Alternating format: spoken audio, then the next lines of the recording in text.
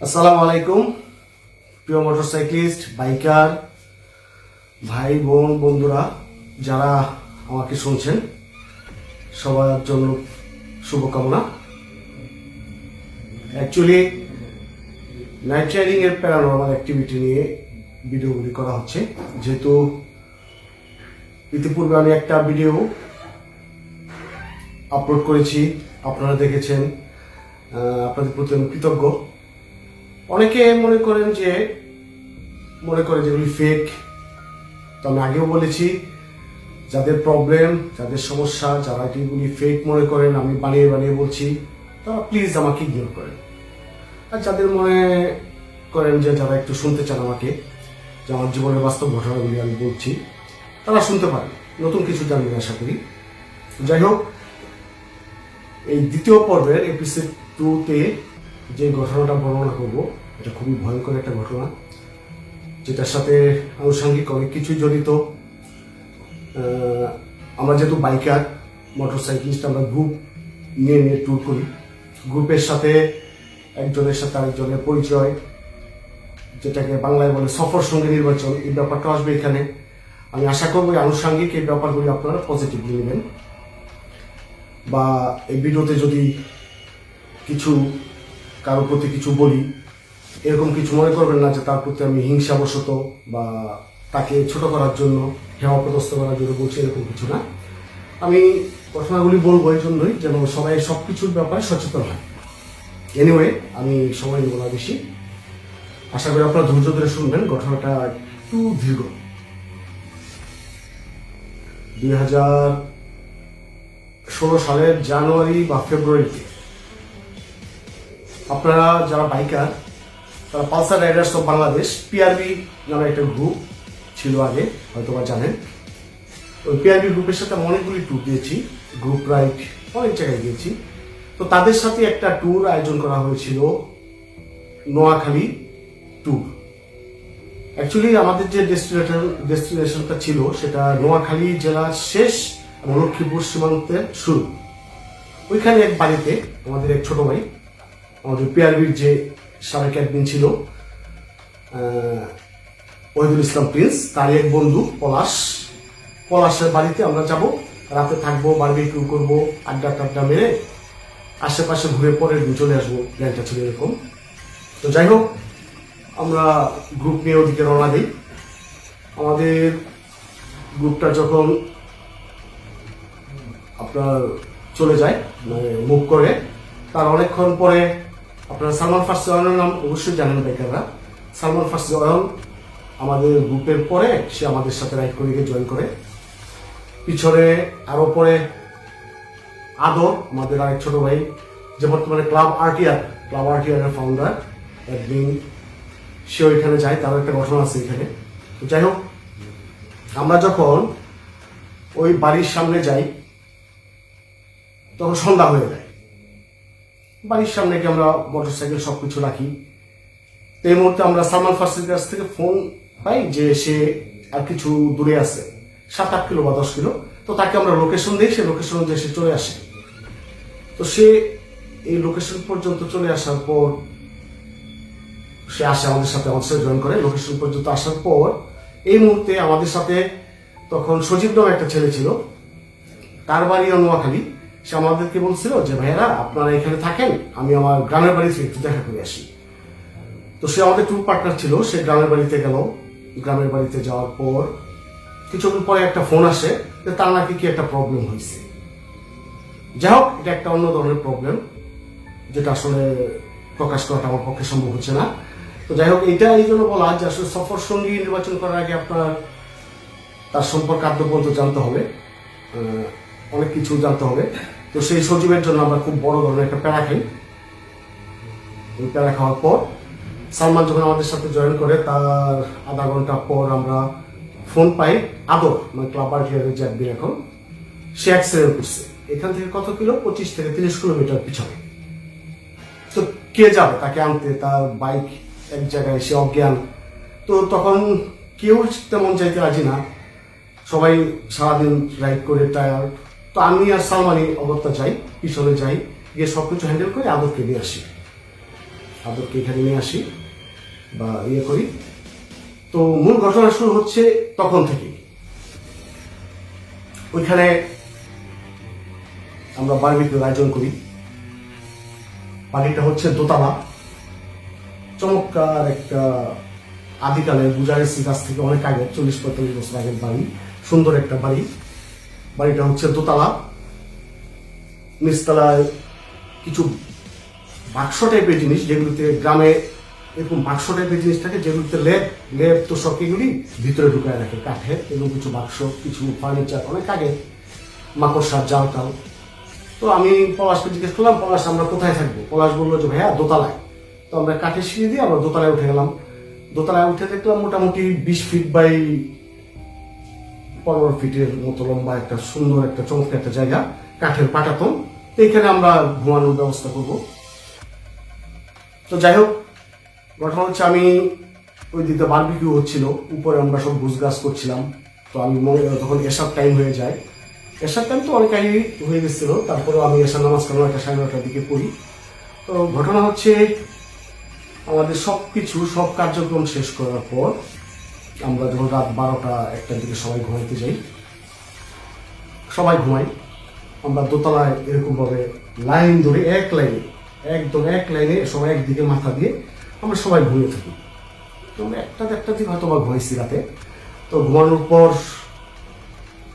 আমার পাশে প্রিন্স, সালমান ফার্সি, পলাশ, আরো কিছু ছোট ভাই ছিল, আমার এক্স্যাক্টলি নাম মনে নেই, ঘটনাটা অনেক আগের তো অনেক কিছু আমার মনে নেই। মোটামুটি আমরা 10-12 জনের মতো একসাথে শুই। হঠাৎ করে রাতে যখন ঘুমায় যাই, হঠাৎ করে আমার পাশে সম্ভবত আরিফ বা কেউ একজন শুয়েছিল। সে দেখলাম হঠাৎ করে চিল্লাতে উঠলো। আমি বললাম কি হয়েছে? সে বলতেছে ভাই দেখেন দেখেন আমার পাশের জন শূন্যে ঝুলতেছে। আমি একটু তাকাইলাম, আর চোখে তাকিয়েছি, দেখি যে আসলে আরিফের পাশে একটা ছেলে, আমাদের ভাইটা কি জানি নাম, তার বালিশ সে শূন্যে ঝুলতেছে। এটা 3-4 সেকেন্ডে যেন আবার ঠিক। আমি যখন সোজা উঠে যখন সোজা মানে এইদিকে তাকাই, দেখি না ঠিক আছে। যাক, আমি আবার ইয়ে করলাম, আমি এটা মনে হয় কোনো ধরনের ইয়ে হয়েছে, আমরা চোখে ভুল দেখছি।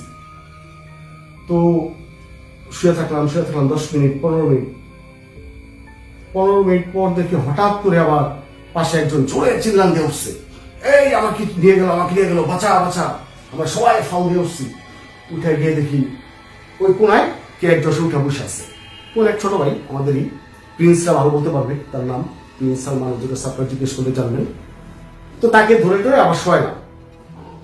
শীতের রাত, ঠান্ডাও লাগতেছে সবার, এখন তো আর ঘুম আসতেছে না। এখন কি করি? আমরা যে কয়েকটা আমাদের কাছে মোটামুটি কাঁথার কম্বল ছিল এগুলি গায়ে দিচ্ছি, কিন্তু প্রচন্ড ঠান্ডা, ওইদিকে প্রচন্ড ঠান্ডা। তো আমরা কি করব এই মুহূর্তে? সবাই বলতেছি যে ঠান্ডা লাগতেছে, পলাশ কি করা যায়? ঠান্ডা লাগতেছে। পলাশ বলে ভাই আমাদের নিচে তো বাক্স আছে, বাক্সগুলির ভিতর থেকে আমরা কিন্তু ইয়ে নিয়ে আসতে পারি, কম্বল টম্বল নিয়ে আসতে পারি। আসলে এই দুইটা ঘটনার পর আমরা কেউ আর তখন ইয়ে পাইনি, মানে কি বলি এটাকে, সাহস পাইনি এত রাতে আমরা নিচে নামে। আমরা বলছি যে আচ্ছা ঠিক আছে, যেইভাবে হোক একটু মানে খিচ খেয়ে আমরা শুয়ে থাকি। আবার আমরা শুয়ে গেলাম। 10-15 মিনিট পর আমরা শুনে নিচের থেকে মানে একটা কান্নার শব্দ, মানে কাউকে এরকম আটকায় রাখলে, মানে কি বলে এটাকে, আপনার কাউকে বন্দি করে রাখছে, এই টাইপের একটা কান্না, কত কষ্ট, কত দুঃখ, একটা কান্নার শব্দ নিচ থেকে। প্রথম এটা একজন নোটিস করছে, সে আরেকজনকে বলছে, আরেকজন আমাকে ধাক্কা দিচ্ছে, তো ভাই নিচে কিছু শোনেন, কান্নার শব্দ, খাটের মধ্যে বসলে, খাটের মধ্যে শুলে একটা ক্যাচ সাউন্ড হয়, সোফার মধ্যে ক্যাচ সাউন্ড। আমি বলছি যে হইতে পারে নিচে যেহেতু বাক্স টাক্স আছে, চিকা টিকা জাতীয় কিছু হইতে পারে, এই জাতীয়। আমি কিন্তু জিনিসটা নোটিস করছি যে নিচে একটা শব্দ হচ্ছে, চিকন বেরি সুর একটা কান্না। এটা মানে সাংঘাতিক একটা ব্যাপার। একটা মানে ওই সময় আশেপাশে, বাড়িটার আশেপাশে কিন্তু বাস যাচ্ছে, আর তেমন কিছু ছিল না বাড়িটার আশেপাশে। আর বাড়ির সামনে একটা পুকুরের ঘাটলা ছিল।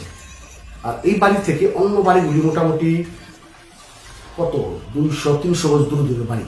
এটা এমন একটা জায়গায় বাস যার প্লাস একটা পুকুর, একটা ঘাটলা অনেক আগে, তো আশেপাশে কেউ নাই, আমরাও তেমন ইয়ে করতে পারতেছিলাম না।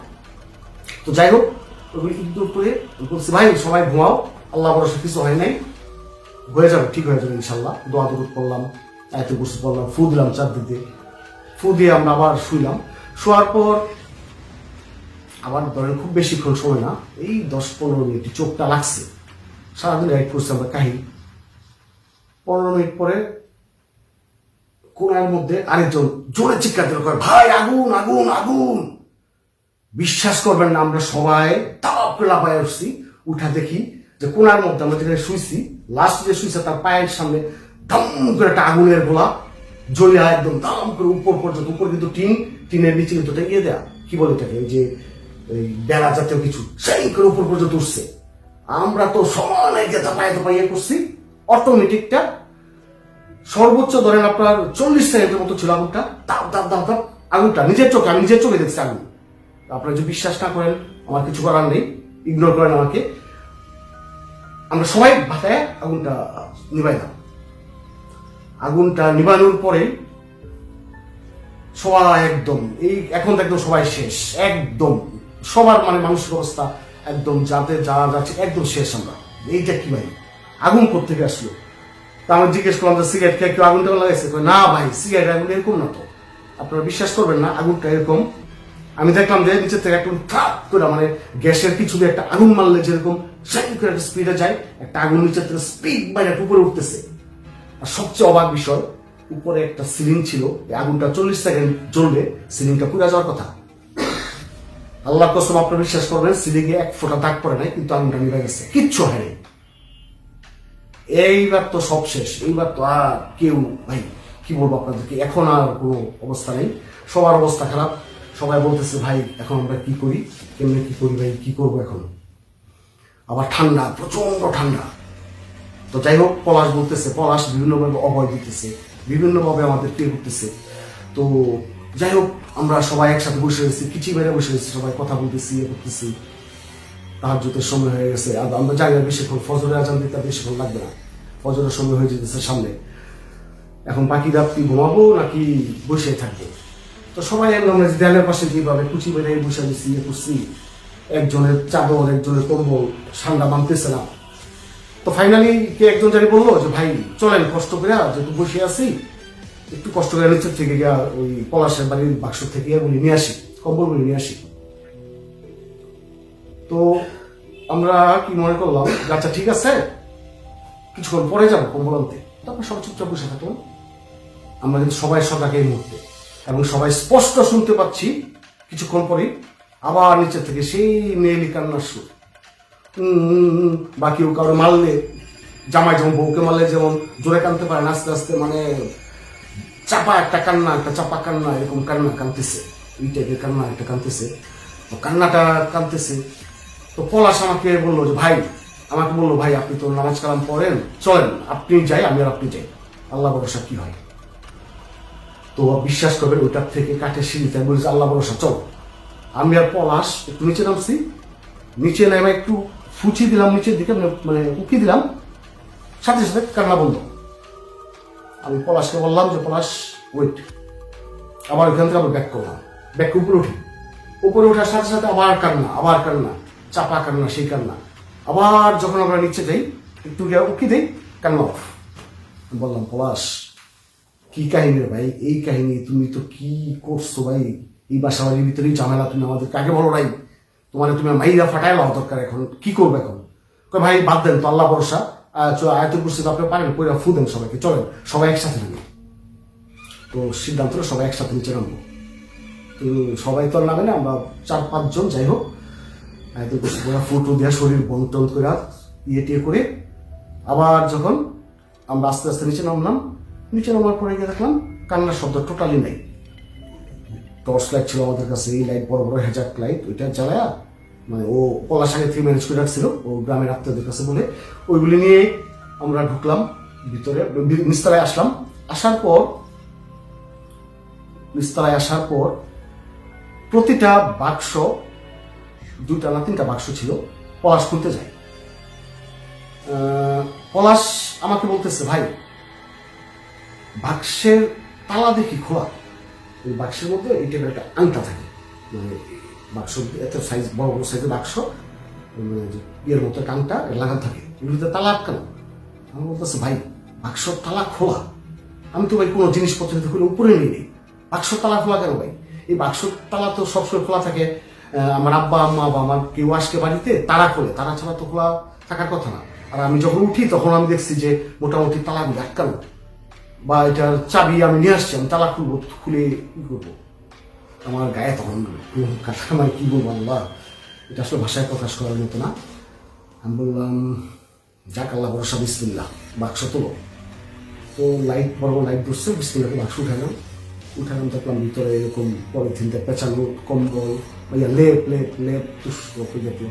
তো একটা লেপ বের করলাম, লেপগুলির ভিতরে একটা কেমন ধরনের একটা ভয়ঙ্কর একটা গন্ধ।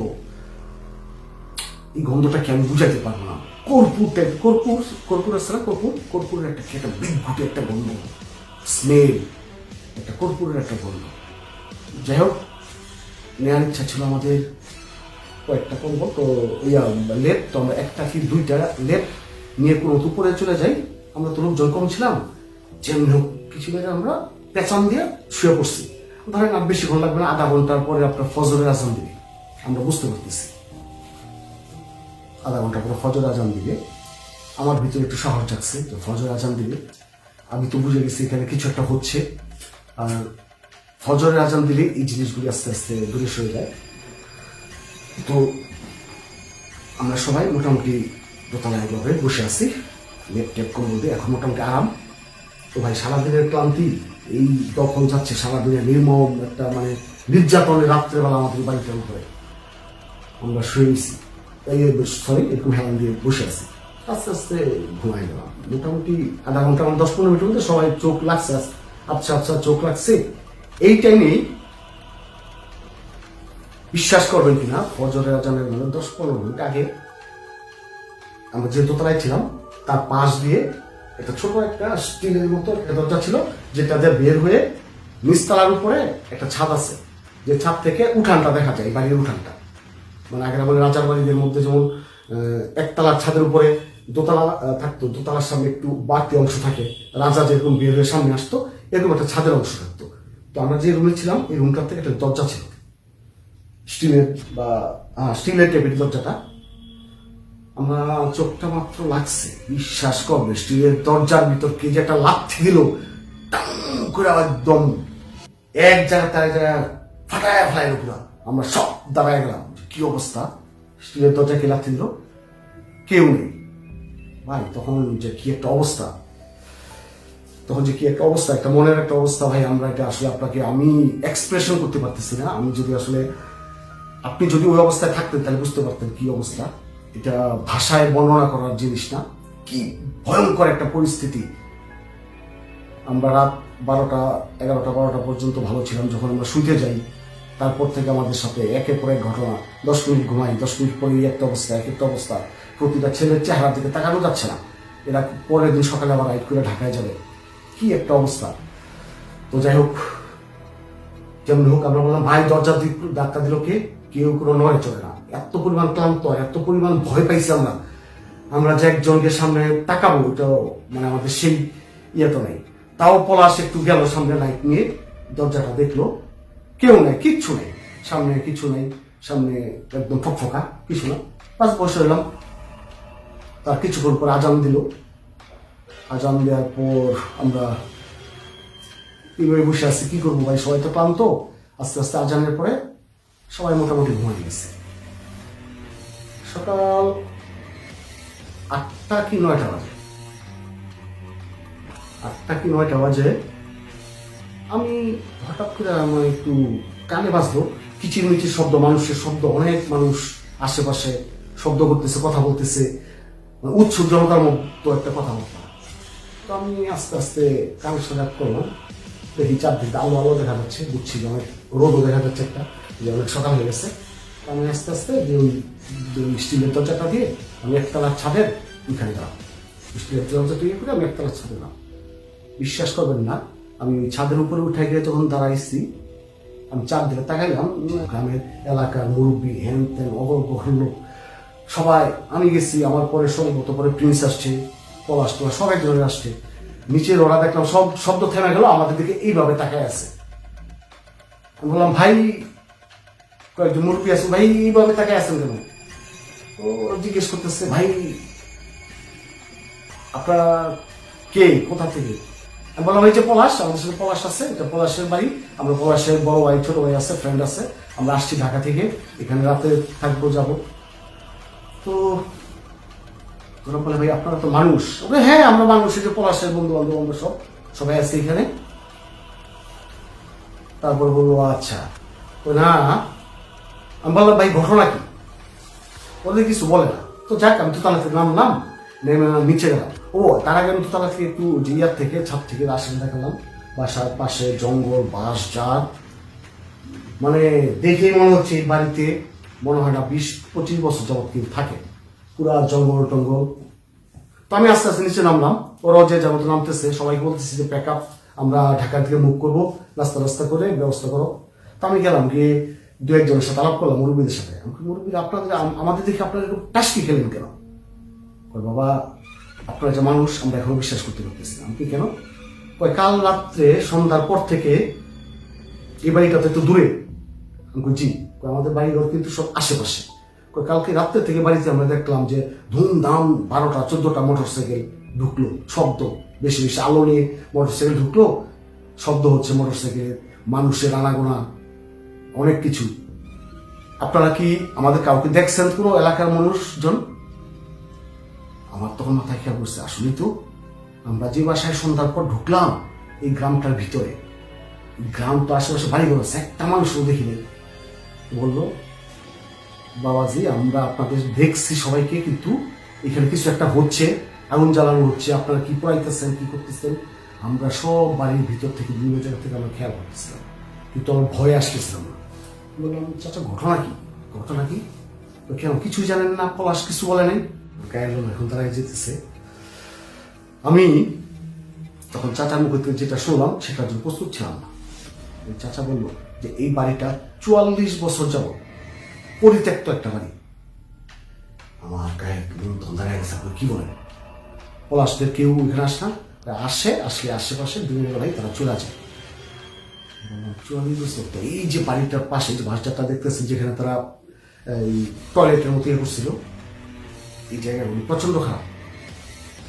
এই জায়গাগুলিতে আমরা দিনের বেলাও যাই না, বাঁশঝাড় টারঝাড় এগুলো অটোমেটিক চেপে যায় আমাদের উপরে। আমরা এই বাড়িটাকে অ্যাভয়েড করে চলি। কি বলেন? আমরা যে আশেপাশের লোকজন সরি এই সাইড দিয়ে যে যাই, আমরা সব এই বাড়িটাকে অ্যাভয়েড করি, মানে এই বাড়িটাকে আমরা এড়াই চলে যাই। ওই বাড়িটাকে পরিত্যক্ত, ওই বাড়িটার ভিতরে বিভিন্ন সাউন্ড হয়, শব্দ হয়। তো আমরা ধরে নিয়েছিলাম গতকালকে রাত্রে ঘটনাটাও ওইরকম কিছু একটা, হয়তো বা আরো ভয়ঙ্কর কিছু হইতেছে। বললাম কেমন এ বাড়িতে? তো বাবা পলাশের আত্মীয় স্বজন সম্পর্কে আপনারা জানেন না, পলাশটা মোটামুটি ভালো ফ্যামিলি, ওরা অনেক আগেই ঢাকায় চলে যায়, ফুল ফ্যামিলি ওরা ঢাকায় থাকে, ওদের বংশটাও খুব ভালো ঢাকায় থাকে, পড়াশোনা করে ওদের। পলাশের দাদা বা আগে যারা তারা মোটামুটি প্রতাপশালী ছিল। তো এই বাড়িতে অনেক কিছু, অনেক দুর্ঘটনা, অনেক কিছু হয়েছে। একটু মানে জমিদার না, কিন্তু একটু কি বলে ভূস্বামী বলে আর কি, মানে জমি জমা ছিল, অনেকদেরকে টিয়া করতো, এই টাইপের আর কি ছিল। তো বললাম আচ্ছা আরেকটা ঘটনা, বাড়ির ভিতরে রাত্রেবেলা আমরা কান্নার শব্দ শুনছি নিচতলায়, মহিলাদের কান্না। আপনারা আর কিছু জানেন না? তো দেখলাম লোক টামটা করতেছিল, যেহেতু পলাশের সাথে আমরা আসছি। বললাম চাচা বলেন, আমাদেরকে সমস্যা নাই।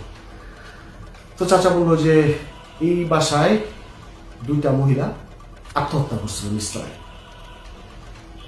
ওই আমলে পলাশের দাদা বা ওই জাতীয়। পলাশ যদি আমার কথাগুলি শোনো, আজকে পলাশ তুমি জানতে পারবা আমি এই ঘটনাগুলি তোমার গ্রামের মুরব্বীদের কাছ থেকে আমি শুনছি। প্রিন্স আছে, প্রিন্সের বন্ধু পলাশ। এখন ঘটনা হচ্ছে এই বাড়িতে ছিল, এই আত্মহত্যা করছিল। এরপর থেকে বাড়ির ঘটনাগুলি এরকম, এ বাড়িতে কেউ থাকে না। এই বাড়িতে দিনের বেলা এরকম ঢিল পড়ে, কেউ গেলে অটোমেটিক কাউকে ধাক্কা দিয়ে ফেলে দেয়, অনেক কিছু করে। তো যাই হোক, প্রিন্সের অবস্থা তো খারাপ, আমি যা দেখলাম। সালমান টালমান আরো যারা ছিল সবার অবস্থায় খুব করুন। ওই দিক থেকে আবার ইয়েও আসে, আমাদের যে সজীব ছেলেটা, তার একটা সমস্যা হয়েছিল, ও আসে। তো যাই হোক, চাচার কাছে টিয়া করে আমরা এখান থেকে তাড়াতাড়ি যেভাবে হোক প্যাক ট্যাক করে আমরা চিন্তা করছিলাম আমরা চলে যাব। এখন সবাই দেখে একটু ডিসকমফোর্ট ফিল করতেছে, মানে একটু কেমন জানি কেমন কিভাবে যাব। তো যাই হোক, ওইখান থেকে আমরা সবকিছু প্যাক আপ করলাম। তো প্যাক আপ করার আগে যখন সবাই প্যাক আপ করি, তখন আমি পলাশকে বললাম, পলাশ তুমি চরম একটা অন্যায় কাজ করছো। কি ভাই? তুমি আমাদেরকে তোমার এই বাড়িতে থাকার কথা বলে আমাদের ট্যুর প্ল্যান করাইছো, এই বাড়িতে আসছো, আমরা থাকছি, আসছি, আমরা জানি তোমার বাড়ি থেকে আমরা সবকিছু করবো, কিন্তু তোমার এই বাড়িটা একটা পরিত্যক্ত বাড়ি, একটা হন্টেড বাড়ি, তুমি কথাটা আমাদের সবার কাছে গোপন করছো, তুমি চরম একটা অন্যায় কাজ করছো, তোমাকে কি যে করা উচিত। এখন কি বলবো এই মুহূর্তে, আর কিছু বলার নেই। যাই হোক, পলাশ নিজে একটু শর্মিন্দা, সে লজ্জা পাইছে, বলে আসলে ভাই আমার বলা উচিত ছিল ঘটনাগুলি, এরকম অবমারিয়া করা উচিত হয়নি। আজকে তোমার জন্য এই যাত্রগুলি ছেড়ে পেলে কারোর যদি কিছু একটা হইতো তাহলে আর কি জবাব দিতাম, এগুলি কি একটা জবাব দিতাম। তো যাই হোক, ওইখান থেকে আমরা যেমনি হোক ঘটনাটা শেষ করার পর আমরা আস্তে ধীরে আমরা ঢাকায় ব্যাক করি। ঢাকায় ব্যাক করার পর আমি নিজে অসুস্থ হই, আমার জ্বর ছিল একদিন দুদিন। প্রিন্স ওহিদুল ইসলাম প্রিন্স, তার জ্বর ছিল, সালমান ফার্সির জ্বর ছিল, আরো যারা দু একদিন ছিল অনেকে ডিসকমফোর্ট ফিল করতেছিল, বিভিন্ন ধরনের নাকি স্বপ্নে কিছু দেখতো। যাই হোক, আস্তে আস্তে আল্লাহর রহমতে ওই ট্যুরের থেকে আসার 1 সপ্তাহ পরে সবার সমস্যা সমাধান হয়ে যায়। এই হচ্ছে ঘটনা। আসলে না জানে, আসলে আসলে আমরা তো জানি না জানে এই বাড়িতে থাকতে যাওয়াটা আমাদের চরম বোকামি হয়েছিল। আর ট্যুর পার্টনার হিসাবে আসলে যাদেরকে নেবেন, একসাথে গ্রুপ ট্যুর করেন, যাই করেন, ট্যুর পার্টনার সফর সঙ্গী যাকে নেবেন তার সম্পর্কে টোটাল জেনে নেবেন, এবং তার জন্য আপনাকে কোনো প্যারা সহ্য করতে না হয়। Group ride, group tour, group সফর যাই বলেন, খুব ইম্পর্টেন্ট জিনিস। আমি চাই না একজনের জন্য আমার জন্য আরেকজনের সমস্যা হবে, এই জন্য সিলেক্টিভ হয়ে যান, পরিচিত সবার মধ্যে ইয়ে করেন। আর ঘটনা হচ্ছে আমার এই নাইট রাইডিং এর বিভিন্ন, এই যে আমি ঘটনাগুলি বলতেছি, আসলে ঘটনাগুলি এরকম না যে আমি এই জিনিসটা দিয়ে আমি অন্যরকম কিছু একটা হবো বা কারোর কাছে ফেমাস হবো, এই জাতীয় কিছু না। আমি জাস্ট আমার অভিজ্ঞতাগুলি, আমার বাস্তব জীবনে ঘটে যাওয়া জিনিসগুলি আমি আপনাদের সাথে শেয়ার করার জন্য জাস্ট এই ভিডিওগুলির আয়োজন করা। আমার কাছে কিছু ভাই ব্রাদার বলছে, তাই আমি কাজগুলি করতেছি। একটার পর একটা আমি দিব, আপনারা আমার জন্য দোয়া করবেন। যদি কেউ মনে করেন যেগুলো আমি বানিয়ে বলছি, আপনারা ওহিদুল ইসলাম প্রিন্স আমার কাছে নাম্বার চাবেন, তার নাম্বার দিব, প্রিন্সের সাথে কথা বলবেন, সালমান আরো যারা আছে ওদের ফোন নাম্বার আমি দিতে পারবো, ওদের সাথে কথা বলবেন, জিজ্ঞেস করবেন যে এরকম কোনো ঘটনা ঘটেছিল কিনা। অবশেষে আপনাদের সবার কাছে আমি দোয়া চাই। আমি আপাতত নাইট ট্রেনিং পক্ষে করছি না, যদিও আমি আমল করে বের হই। নাইট ট্রেনিং এ যত কিছুই হোক আমার সাথে কেউ কিছু করতে পারবে না, আমি আমার শরীরকে বন্ধ করে রাখি, কেউ কিছু করতে পারবে না। আপনারাও নাইট ট্রেনিং করেন, সমস্যা নেই, সবার সাথে যে হয় এরকম না, সবটা 5 জন 10 জনের সাথে হয়, এই আর কি। এটাই আমার দ্বিতীয় পর্ব ছিল, এপিসোড 2। ইনশাল্লাহ তৃতীয় একটা পর্ব আসবে, আমি 4-5টা পর্ব এরকম আপনাদের সাথে শেয়ার করব কিছুদিন পর পর। তৃতীয় আর কিছু একটা পর্ব দেখাবো, যেটা আমি মাইমিসিং রোডে একটা আমি অ্যাক্সিডেন্ট করেছিলাম, আমার চরসিন্দুর রোডে, চরসিন্দুর রোডে একটা ঘটনা ঘটেছিল। এবং আমার কিছু ভাই আছে যা রাইডিং করে, নাইট রাইডিং এর পোকা, এরকম 2-1 জনকেও আমার সাথে বসাবো, তাদের এক্সপিরিয়েন্স শুনবেন। তো আজকে এই পর্যন্তই, সবাই আমার জন্য দোয়া করবেন, ভালো থাকবেন। আর আশা করি এই জিনিসগুলো নিয়ে কেউ কোনো ধরনের কন্ট্রোভার্সি করবেন না। আর নাইট রাইডিং বা যাই করেন, যারা আমরা বাইকার বা সফর করি, নিজের শরীরকে কিভাবে বন্ধ করতে হয় এই জাতীয় একটা ভিডিও, একটা দোয়া দরুদ আমি একজনের সাথে আপনাদের সাথে একটা ভিডিও আপলোড করবো। আর আপনাদেরকে বলে রাখি, আমি একটা এপিসোড আপনাদেরকে প্রদান করব, যেটা হলো আমি নিজে 3 জন জিনের সাথে সারা রাত 10টা থেকে ফজরের আজানের আগ পর্যন্ত কথা বলেছি, আমি সহ, আমার সাথে একজন মুফতি সাহেব, আমাদের সাথে আরো তবলিগের 2 জন ভাই, এবং গাজীপুরের, আমার বাসা যেহেতু গাজীপুরের মানে মোটামুটি ভালো মানের তবলিগের আল্লাহ 2-3 জন ভাই ছিল। তখন ওই 3 জন জিনের সাথে কি ঘটনা হয়, আমাদের কি কথোপকথন হয়, সেইটা নিয়ে আপনাদেরকে সাথে একটা এপিসোড আমি বলবো। ওই জিনের ভিতর একজন জিন ছিল যার বয়স ছিল 3500 বছর, যে ছিল হুজুরে পাক সাল্লাল্লাহু আলাইহি সাল্লামের সাহাবী, এবং আমাদের নবীজির হাতে হাত রেখে উনি ইসলাম কবুল করেন। ওই ঘটনা আপনাদের সাথে আমি বর্ণনা করব, সে এক অদ্ভুত ঘটনা। ওনার 5 লক্ষ হাদিস মুখস্থ ছিলেন সেই জীবনে। তো সেটা আরেক কাহিনী, সেই ঘটনা আমি আপনাদের সাথে শেয়ার করবো, ওইটা আরো বড় হবে ইনশাল্লাহ। আপনারা আমার জন্য দোয়া করবেন, সবাই ভালো থাকবেন, আমার পরিবারের জন্য দোয়া করবেন, আমিও আপনাদের সবার জন্য দোয়া করি। শুভকামনা। আসসালামু আলাইকুম রহমতুল্লাহ।